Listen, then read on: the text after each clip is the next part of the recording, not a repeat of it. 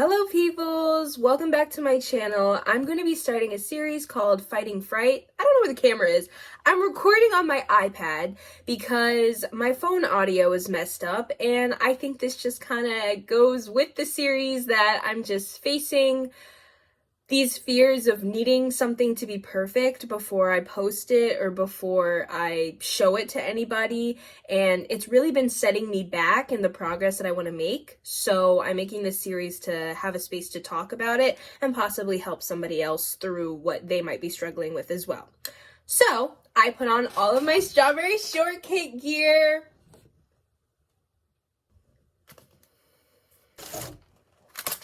I'm surrounded by it to add comfort towards this conversation. I was trying to wipe off my...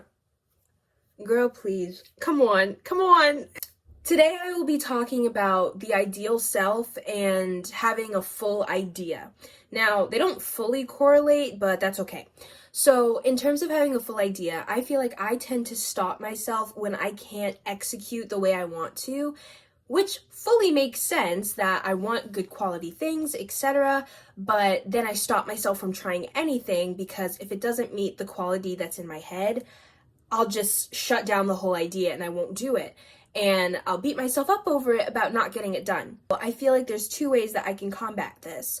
One is doing the idea anyway, letting it be bad, looking at it bad and seeing like, oh, what would I change? Like, why is it not meeting the standards that are in my head? Like, what's wrong with it?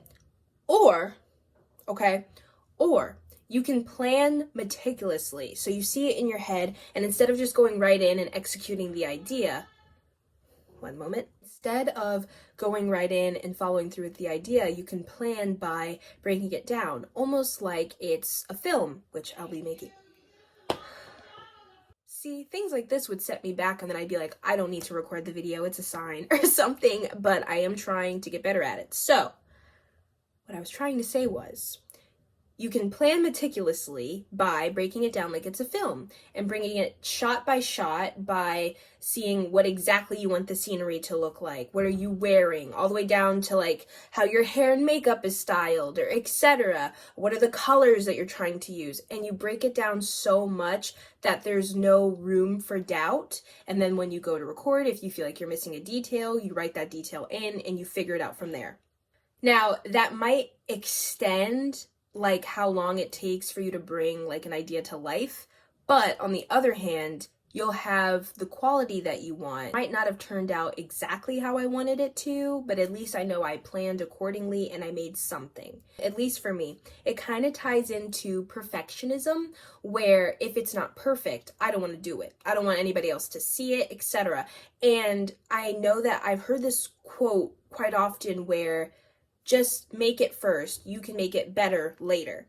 And it's hard to jump over because so often you just want it to be great. And it's not even about comparing yourself to others, but comparing yourself to self of what you want your prime idea to be. And you don't want to see, either you don't want to see it or you don't want anybody else to see anything less than that. Like, oh, I know I'm capable of more. Just wait, I can make it better. But by doing that, you're setting yourself backwards even more. Like, I don't know. I feel like in the last 5 years that I've been making music and art, one of the biggest things that I struggle with is, I'm just not making enough visuals to go with my music. But each time I get to a visual and it doesn't turn out the way I want it to, I'll just delete it or I won't post it. And it just becomes a point where now nobody's seeing anything that you're even trying to work on. It's just, this one post and then nothing else. And it's hard to really try to connect with other people when you're already limiting yourself. So now the people that you want to listen to your music, etc., how are they going to connect with you if you're not even putting yourself out there, I think it's also important to recognize perfection in terms of the moment, like feeling like you have to wait for the perfect conditions before you can even start the project of I have to wait until... Now, it conflicts with what I said earlier, but this is what I'm processing it with too, of I have to wait until I have my hair done the right way, I have to wait until, I look a certain way, I have to wait until this and that. And that might be feasible for certain projects, but try to have something that's happening all the time. And what I mean by that is, if your hair is one way, make something out of it, of like, oh, like maybe I can make a video that's geared towards my hair not being done. Now, that's just I don't know, that's a rough idea. But just so that you're not waiting for like a perfect condition to happen, so that you're always delaying the video because those conditions never intersect with each other. Like, once your hair is done, you may not be feeling well, and then maybe you're feeling great, but now your phone's at 20% and you can't do it, etc. So I feel like limiting your conditions that you can even do it in also limits how often you'll even attempt getting something done. Two things. One, I just looked back and saw that my water bottle was in the clip. I'm not re-recording, okay? Because I'll keep delaying it, and this is literally what I'm talking about.